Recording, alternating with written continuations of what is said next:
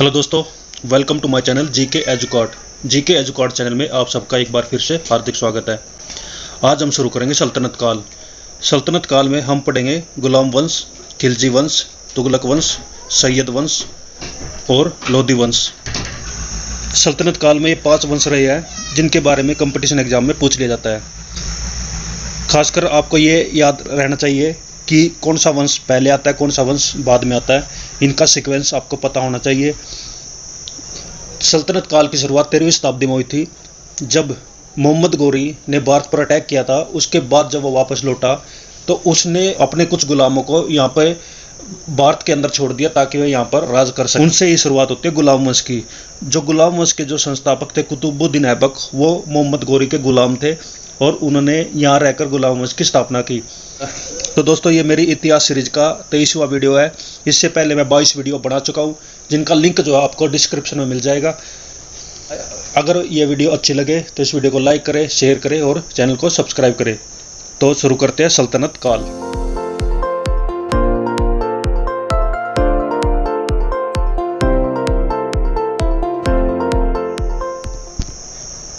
तो सल्तनत काल में सबसे पहले आता है गुलाम वंश। गुलाम वंश की स्थापना कब हुई थी? 1286 में। और किसने की थी? कुतुबुद्दीन ऐबक ने। किसने की थी? कुतुबुद्दीन ऐबक ने। और वह मोहम्मद गोरी का गुलाम था। तो यह इंपॉर्टेंट हो जाता है। गुलाम वंश की स्थापना किसने की थी? कुतुबुद्दीन ऐबक ने। गुलामों को फारसी में बंदगो कहा जाता है तथा इन्हें सैनिक सेवा के लिए खरीदा जाता था। ये कुतुबुद्दीन ऐबक जो था गोरी की सेना में था और इनको बंदगो बोला जाता था और इनको अपनी सैनिक में भर्ती के लिए इनको खरीदा जाता था। तो कुतुबुद्दीन ऐबक एक खरीदे हुए सैनिक थे।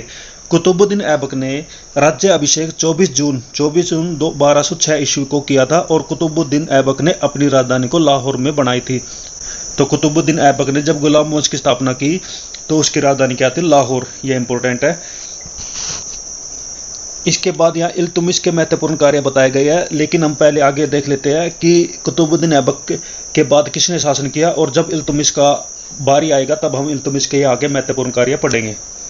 कुतुब मीनार की नींव जो है कुतुबुद्दीन ऐबक ने रखी थी। कुतुब मीनार की जो शुरुआत कराई थी वो किसने कराई थी? कुतुबुद्दीन ऐबक ने। लेकिन इसको कंप्लीट किसने कराया था? इल्तुतमिश ने। याद रखना, कुतुब मीनार की शुरुआत किसने कराई थी या नींव किसने रखी थी? कुतुबुद्दीन ऐबक ने। अगर क्वेश्चन पूरा पूछा जाता है कुतुब मीनार को किसने बनवाया था, तो वो बनवाया था इल्तुतमिश ने। कुतुबुद्दीन के समय में कुतुब मीनार की केवल पहली मंजिल बन सकी।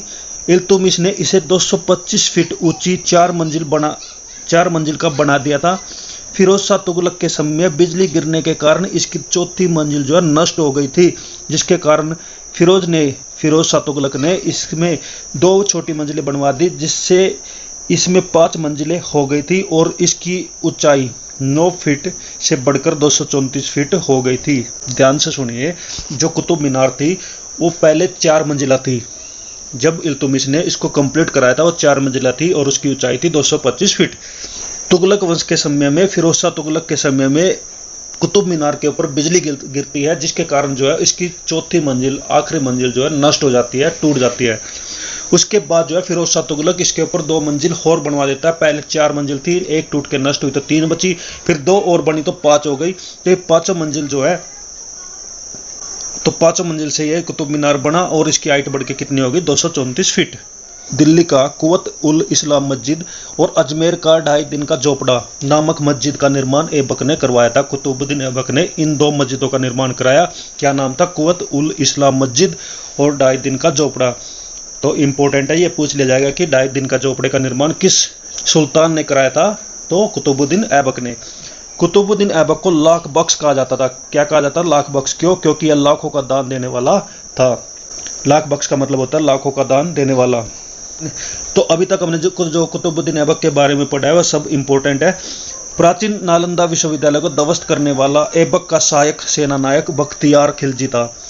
ये और भी इंपॉर्टेंट हो जाता है कि नालंदा विश्वविद्यालय है जो प्राचीन समय में बनाया गया था, उसको नष्ट किया था कुतुबुद्दीन ऐबक के सेना नायक बख्तियार खिलजी ने। यह भी इंपॉर्टेंट हो जाता है। ऐबक की मृत्यु 1210 ईस्वी में चौगान खेलते समय घोड़े से गिरकर हो गई थी। इसे लाहौर में दफनाया गया था। कहाँ पर दफनाया गया था? लाहौर में। नेक्स्ट है ऐबक का उत्तराधिकारी आराम शाह हुआ। ऐबक के बाद कौन राजगद्दी पर बैठे थे? दिल्ली की सल्तनत पर बैठे थे आराम शाह, जिसने सिर्फ 8 महीनों तक ही शासन किया। क्यों किया? क्योंकि इल्तुमिश तुर्कमेनिस्तान का इलबरी तुर्क था जो ऐबक का गुलाम और दामाद था। कुतुबुद्दीन ऐबक का गुलाम था इल्तुमिश। गुलाम पता ही आपको, जो कि खरीदे जाते थे सैनिक, उनको गुलाम बोला जाता था। फिर ये इसका दामाद बन जाता है, कुतुबुद्दीन ऐबक का दामाद बन जाता है इल्तुमिश। इसने जो है आराम शाह की हत्या कर दी थी और फिर उसके बाद ये राजगद्दी पर बैठा था। ऐबक की मृत्यु के समय वह बदायूं का गवर्नर था। कुतुबुद्दीन ऐबक की जब मृत्यु हुई उस समय इल्तुमिश जो है बदायूं का गवर्नर बनाया हुआ था। फिर इसने क्या किया कि आराम शाह की हत्या कर दी और फिर ये राजगद्दी पर बैठा। यहाँ पर कुछ इल्तुमिश के महत्वपूर्ण कार्य दिए गए हैं जिनको हम कवर कर लेते हैं। कुतुब मीनार के निर्माण को पूरा करवाया। इल्तुमिश ने क्या किया था? जो कुतुब मीनार की शुरुआत जो है कुतुबुद्दीन ऐबक ने कराई थी, उसको पूरा किसने करवाया था? इल्तुमिश ने। सबसे पहले शुद्ध अरबी सिक्के जारी किए थे। चांदी का टंका और तांबे का जीतल इसने जारी किए थे। इक्ता प्रणाली किसने शुरुआत की थी? इक्ता प्रणाली क्या होती है? कर वसूलने की प्रणाली को, भू राजस्व अवस्था को इक्ता प्रणाली कहा जाता है। 40 गुलाम सरदारों का संगठन इसने बनवाया था जो तुर्कान ए चिहलगानी के नाम से जाना गया। सर्वप्रथम दिल्ली के अमीरों का दमन भी इसने किया था। जो दिल्ली में जो अमीर वंशज जो रहते थे उनका दमन इन्होंने किया था, यानी ये उनकी नहीं सुनता था। नेक्स्ट है, इल्तुमिश लाहौर से राजधानी को स्थानांतरित करके दिल्ली ले आया था। इसने हौजे सुल्तानी का निर्माण देहली ए कोहना के निकट करवाया था। इल्तुमिश पहला शासक था जिसने 1229 ईस्वी में बगदाद के खलीफा से सुल्तान पद की वैधानिक स्वीकृति प्राप्त की थी। तो इल्तुमिश पहला ऐसा शासक था जिसने सुल्तान पद को स्वीकार किया था। और इस पद को किसने दिया था? बगदाद के खलीफा ने। इल्तुमिश की मृत्यु अप्रैल 1236 में हो गई थी। और जिस समय इल्तुमिश का शासन था, जिस समय दिल्ली सल्तनत में इल्तुमिश का शासन था, उस समय पर मंगोल बहुत छाए हुए थे। मंगोल जगह जगह पर अटैक करते थे और वहां पर कब्जा कर लेते थे। और मंगोल के लीडर कौन थे? चंगेज खान, जिसके बारे में आपने सुना होगा। बहुत ही क्रूर शासक था जो कि बड़ी ही बेरहमी से राजाओं की हत्या कर देता था और वहां पे धन दौलत लूट लेता था।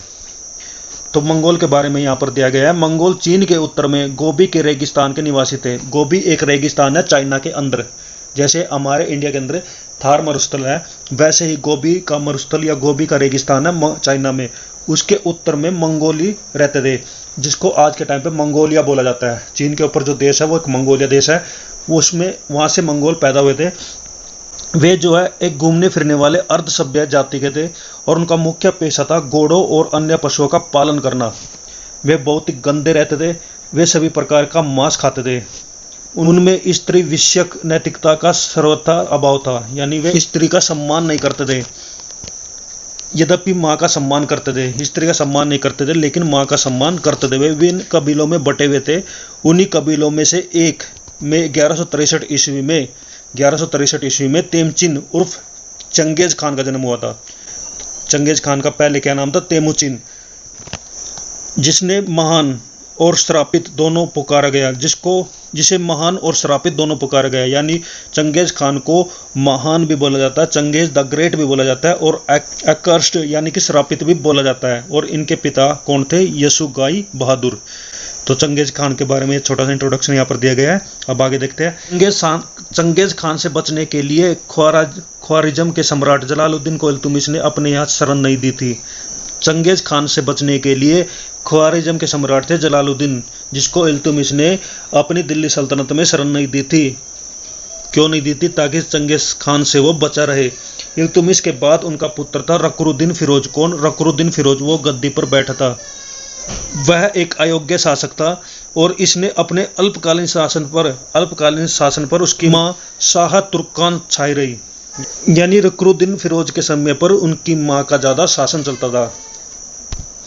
शाह तुर्कान के अवांछित प्रभाव से परेशान होकर तुर्की अमीरों ने रुकनुद्दीन को हटाकर रजिया को सिंहासन पर आसन किया। इस प्रकार से रजिया बेगम जो है प्रथम मुस्लिम महिला थी जिसने शासन की बागडोर संभाली थी। यह पहली और अंतिम मुस्लिम महिला शासक थी। जो सल्तनत काल में राजगद्दी पर बैठी थी। रजिया ने पर्दा प्रथा को त्याग कर पुरुषों की तरह चोगा, जिसको काबा बोला जाता है, और कुला टोपी पहनकर राज दरबार में खुले मुंह से जाने लगी। यानी रजिया सुल्तान जो है इस्लाम धर्म के जो कानून कायदे थे उनको नहीं मानती थी, अपने हिसाब से वो राज दरबार में शासन करती थी। रजिया ने मलिक जमालुद्दीन याकूत को अमीर अंकुर यानी घोड़े का सरदार नियुक्त किया था। किसको? अमीर अंकुर को। गैर तुर्कों को सामंत बनाने के रजिया के प्रयासों से तुर्की अमीर उसके विरुद्ध हो गए थे। तुर्की अमीर का जो है सल्तनत काल में बहुत बड़ा रोल था, लेकिन रजिया सुल्तान क्या करते थे, गैर तुर्कों को जो कि तुर्की नहीं थे उनको सामंत बना देते थे, जिससे तुर्की अमीर जो है उनसे नाराज हो गए थे। फिर उन्होंने रजिया सुल्तान को बंदी बनाकर दिल्ली की गद्दी पर मुइजुद्दीन बहरम शाह को बैठा दिया था। रजिया की शादी अल्तुनिया के साथ हुई। किसके साथ हुई? अल्तुनिया के साथ। इससे शादी करने के बाद रजिया ने पुनः गद्दी प्राप्त करने का प्रयास किया, लेकिन वह असफल रही। रजिया की हत्या 13 अक्टूबर 1240 ईस्वी को कर दी गई। और कहां पर किसने की? डाकुओं ने की। डाकुओं के द्वारा की गई। कहां पर? कैथल के पास में। तो इस प्रकार से रजिया सुल्तान का अंत हुआ। बहरम शाह जो रजिया सुल्तान के बाद राजगद्दी पर बैठे थे उसको बंदी बनाकर फिर उसकी भी हत्या कर दी गई। कब की गई? 1242 ईस्वी में। इसके बाद जो है दिल्ली के सुल्तान बने अलाउद्दीन मसूद शाह। कौन बने? अलाउद्दीन मसूद शाह। बलबन ने षड्यंत्र के द्वारा 1240 ईस्वी में अलाउद्दीन मसूद शाह को सुल्तान के पद से हटाकर नसरुद्दीन महमूद को सुल्तान बना दिया। तो आप जितने भी ये सुल्तान बने हैं, अगर आप ये याद रख सकते हैं तो बहुत अच्छा है, क्योंकि ये भी कई बार कंपटीशन एग्जाम में पूछ ले जाते हैं कि सीक्वेंस वाइज कौन सुल्तान पहले बना कौन बाद में बना। लेकिन ये जो है टॉप एग्जाम में पूछे जाते हैं, जो कि यूपीएससी के एग्जाम होते हैं। नसरुद्दीन महमूद ऐसा सुल्तान था जो टोपी सीकर अपनी जीवन निर्वाह करता था। फिर बलबन ने अपनी पुत्री का विवाह नसरुद्दीन महमूद के साथ कर दिया।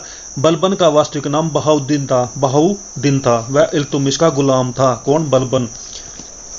तो सल्तनत काल में गुलाम वंश में जो मेन सुल्तान रहे हैं उसमें आ जाते हैं कुतुबुद्दीन ऐबक, उसके बाद इल्तुतमिश, फिर रजिया सुल्तान किस लिए? क्योंकि वह पहली मुस्लिम शासिका थी, सिर्फ इतना ही। उसके बाद बलबन, इनके बारे में आपको पता होना चाहिए। तुर्कान चिहलगानी का विनाश बलबन ने ही किया था।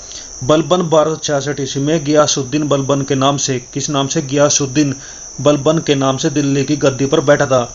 वह मंगोलों के आक्रमण से दिल्ली की रक्षा करने में सफल रहा। तो उसके समय पर भी मंगोलों ने दिल्ली पर आक्रमण किया, अटैक किया, लेकिन बलबन जो है उनका सामना करने में सक्षम रहा, सफल रहा, सक्सेस रहा। सीरी नामक नया नगर जो है बलबन ने ही बसाया था, सीरी नामक जगह। राज दरबार में सिजदा एम बोस प्रथा की शुरुआत बलबन ने की थी। बलबन ने फारसी रीति रिवाज पर आधारित नवरोज उत्सव को प्रारंभ किया था। नवरोज क्या है? फारसी साल का पहला दिन, यानी फारसी जो होते हैं उनका पहला दिन जब आता है उसको बोला जाता है नवरोज। इसका रीति रिवाज किसने शुरू की थी? बलबन ने। अपने विरोधियों के प्रति बलबन ने कठोर लोहा एवं रक्त की नीति का पालन किया था। यानी बलबन क्या करता था? अपने विरोधियों को खिलाफ बहुत ही कठोर था, उनको कड़ी से कड़ी सजा देता था। नसरुद्दीन महमूद ने बलबन को उलुग खान की उपाधि से प्रदान किया था। उसके बाद है बलबन के दरबार में फारसी के प्रसिद्ध कवि थे अमीर खुसरो और अमीर हसन रहते थे। बलबन के दरबार में फारसी के प्रसिद्ध कवि थे अमीर खुसरो और अमीर हसन, जो उसके दरबार में रहते थे। गुलाम वंश का जो अंतिम शासक था उसका नाम था समउद्दीन कैमुर्स। तो यह था गुलाम वंश के बारे में। एक बार रिवीजन कर लेते हैं। गुलाम वंश जो 1206 ईस्वी से लेकर 1290 ईस्वी तक सल्तनत काल में रहा। कुतुबुद्दीन ऐबक इसके संस्थापक थे और उसके समय पर बख्तियार खिलजी ने नालंदा विश्वविद्यालय को ध्वस्त कराया था। उसके बाद जो दूसरे सुल्तान बनते हैं उनका नाम है आराम शाह, जो केवल 8 महीनों तक गुलाम वंश के सुल्तान रहे। उसके बाद उनकी हत्या इल्तुतमिश ने कर दी। इल्तुतमिश जो है कुतुबुद्दीन ऐबक के गुलाम थे, फिर वो राजगद्दी पर बैठते हैं। उसके बाद बैठते हैं रुकनुद्दीन फिरोज, जिस पे माँ का शासन ज़्यादा चलता है। फिर बैठते हैं रजिया सुल्तान बैठती है, लेकिन रजिया सुल्तान जो है गैर तुर्कों को ज़्यादा तवज्जो देती थी, इसलिए उसको राजगद्दी से हटाकर किसको बैठा दिया जाता है, बहरम शाह को। बहरम शाह को फिर हटाकर अलाउद्दीन मसूद शाह को बैठाया जाता है और फिर उसको हटाकर नसरुद्दीन महमूद को बैठा दिया जाता है। और लास्ट में और उसके बाद जो है गयासुद्दीन बलबन राजगद्दी पर बैठते हैं। और गयासुद्दीन बलबन के बाद जो आखिरी शासक जो गुलाम वंश के होते हैं उनका नाम है शमूद्दीन कैमुर्स। तो ये सीक्वेंस है इन सुल्तानों का जो जिन्होंने गुलाम वंश पर शासन किया। इसमें और इम्पोर्टेंट क्या हो जाता है, कुतुब मीनार जिसकी शुरुआत जो है कुतुबुद्दीन ऐबक ने की, लेकिन कंप्लीट किसने करा, इल्तुमिश ने। इसके अलावा कुव्वत उल इस्लाम मस्जिद दायद-इन का झोपड़ा, ये मस्जिदों का निर्माण किसने करवाया, कुतुबुद्दीन ऐबक ने। कुतुबुद्दीन ऐबक को लाख बख्श कहा जाता था। चंगेज खान के समय पर दिल्ली सल्तनत पर कौन विराजमान थे, इल्तुमिश। रजिया बेगम जो पहली प्रथम मुस्लिम शासिका थी जिसने शासन की बागडोर संभाली थी। और बलबन जो थे जिसने अपने राज दरबार में सिजदा और पैबोस प्रथा की शुरुआत कराई थी। और नवरोज उत्सव की शुरुआत भी उनके समय पर हुई थी। तो दोस्तों ये था गुलाम वंश के बारे में। हम नेक्स्ट वीडियो में कवर करेंगे खिलजी वंश।